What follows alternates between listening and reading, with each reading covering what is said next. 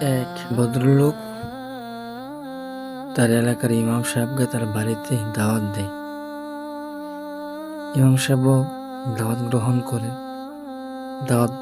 করে ইমাম সাহেব ওই ভদ্রলোকের বাড়িতে যায়।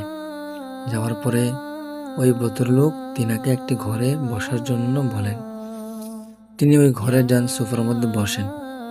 তারপর ওই ভদ্রলোক খাবারের ইন্তজাম করে ইমাম সাহেব খাবার খান। খাবার খেয়ে বিদায় নিয়ে চলে আসেন।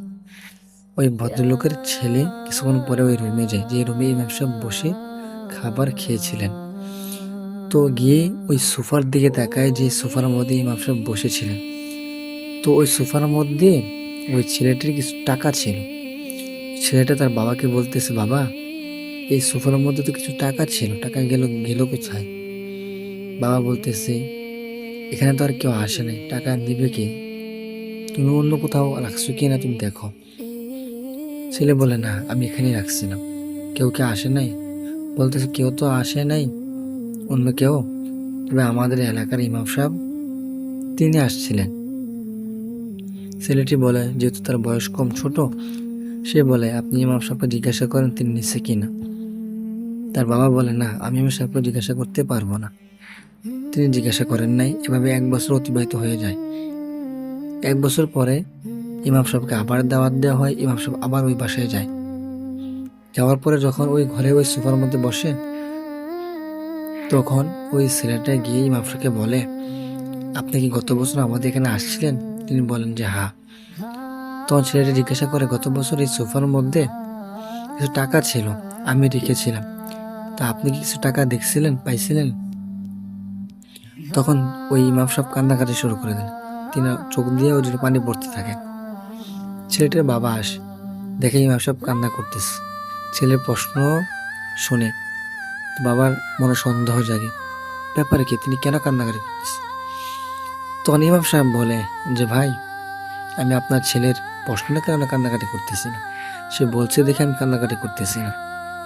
আমি কান্নাকাটি করতেছি এই জন্য যে আপনারা মুসলমান হয়ে ওটা 1 বছর যাবৎ আপনার ফ্যামিলির কেউই আপনারা কোরআন পড়েন নাই। ছেলের বাবা তো অবাক, আমরা 1 বছর যাবৎ কোরআন পড়ি নাই, ধরি নাই, তিনি জানেন কিভাবে? তখন তিনি বলেন যে, গত বছর আমি যখন আসছিলাম, আসার পরে সোফার মধ্যে আমি কিছু টাকা পাইছিলাম। পাওয়ার পরে ওই টাকাগুলা আমি ওই যে আপনাদের সামনে যে টেবিলটা আছে, টেবিলের উপরে যে কোরআনটা আছে, কোরআনের নিচে আমি রেখে গেছিলাম। ছেলেটা দৌড় করে যায়, গিয়ে কোরআনটা উঠাইয়া দেখে, ওঠানোর পরে দেখে যে কোরআনের নিচে সত্যি টাকাগুলো আছে, এখনো রয়ে আছে, আগের মতো ওই একই টাকা। 1 বছর যাবৎ ওইখানে রয়ে গেছে, জমে গেছে কিছুটা টাকা। তখন ইমাম সাহেব বলে, আমি তো মনে করেছি মুসলমান, যে আপনারা, আমরা সবাই মুসলমানরা তো কোরআন তেলাওয়াত না করে থাকতে পারে না। তাই আমি মনে করেছি, যেহেতু আপনার ঘরে কেউ ছিলেন না, আপনি খাবারের জন্য নিয়ে আসতে গেছিলেন, অন্য কেউ ঘরে ছিল না, তাই আমি তখন ওই কোরআনের নিচে রেখে দিয়েছিলাম, যেন আপনারা যখন কোরআন পড়ার জন্য কোরআনটা হাতে নেবেন, তখন যেন আপনাদের সামনে আপনাদের টাকাগুলা আপনারা দেখতে পান, টাকাগুলোর জন্য পেয়ে যান, এই জন্য আমি এখানে রাখছিলাম। কিন্তু আপনার 1 বছর হয়ে গেল, আপনারা কেউ আল্লাহ কালামটা পড়লেন না, দেখলেন না, হাতে ধরলেন না। বড়ই আশ্চর্যের বিষয়, মুসলমানদের অধঃপতন হবে না কার হবে? ইমাম সাহেব খুব কান্নাকাটি করলেন এই বিষয়টা নিয়ে।